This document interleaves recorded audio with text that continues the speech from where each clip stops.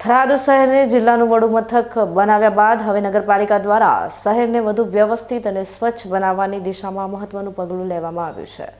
થરાદ શહેરની મુખ્ય શાક માર્કેટ તેમજ હનુમાન મંદિરથી ગૌરવ પથ રોડ પરના દબાણકર્તાઓને અગાઉથી નોટિસ આપવામાં આવી હતી, જેના પગલે આજે વેપારીઓએ સ્વયંભૂ રીતે જ પોતાના ગેરકાયદેસર દબાણો દૂર કરવાની કાર્યવાહી હાથ ધરી છે।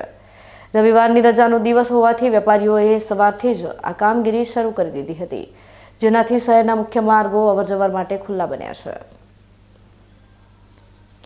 થરાદ નગરપાલિકા દ્વારા શહેરના 4 રસ્તાથી લઈને દૂધ કેન્દ્ર સુધીના અને શાક માર્કેટના તમામ દબાણો દૂર કરવા માટે વેપારીઓને નોટિસ પાઠવવામાં આવી હતી।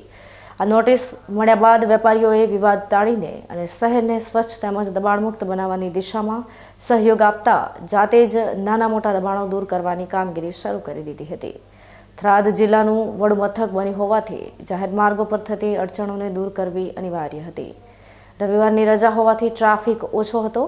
વહેલી સવારથી જ વેપારીઓ દ્વારા સ્વયં સ્ફૂર્ણાથી દબાણ દૂર કરવાની કામગીરી હાથ ધરવામાં આવી હતી, જેનાથી વહીવટીતંત્રની કામગીરી પણ સરળ બની હતી।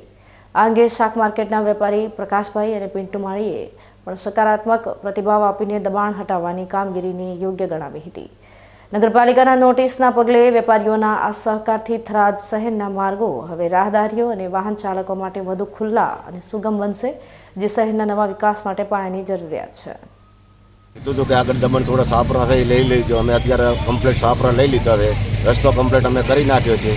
હવે કોઈ દબાણ અમને કોઈ કાલે અમને હેરાન અમારે શાકભાજી લાવવા અમારું બગડવું ના જોઈએ, અમારે કાલથી સોમવાર થાય અમારો માલ બીજો લાવ, અમને કોઈ એક કીધું નથી કે માલ મત ભરજો તમે ત્યાં કોઈ દુકાનનું દબાણ નથી, તમે તો આગળ સાપરા રસ્તો ખાલી આગળ લાંબો કરવાનો છે, એટલામાં ખુલ્લો કરવાનો, એટલા માટે અમે કમ્પ્લીટ અત્યારે રસ્તો વ્યવસ્થા કમ્પ્લીટ બધું હટાવી નાખ્યું છે, રસ્તો અમે ખુલ્લો કમ્પ્લીટ કરી આપ્યો છે।